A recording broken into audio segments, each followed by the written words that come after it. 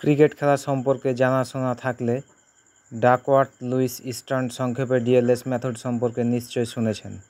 বৃষ্টি বা আলোক স্বল্পতার কারণে যখন খেলায় বিঘ্ন ঘটে তখন ডিএলএস মেথডের শরণাপন্ন হতে হয়। সে ডিএলএস মেথডের অন্যতম উদ্ভাবক ফ্রাঙ্ক ডাকওয়ার্থ আর নেই। গত 21শে জুন 84 বছর বয়সে পরলোক গমন করেছেন তিনি। খবর 1992 সালে বিশ্বকাপ ক্রিকেটে বৃষ্টি আইন নিয়ে ব্যাপক বিতর্ক হয়। ইংল্যান্ড দক্ষিণ আফ্রিকা সেমিফাইনালে এক পর্যায়ে ফাইনালে যেতে 13 বলে 22 রান প্রয়োজন ছিল প্রোটিয়াদের। বৃষ্টিতে খেলা কিছু সময় বন্ধ থাকার পর সে লক্ষ্য দাঁড়ায় 1 বলে 22 রান।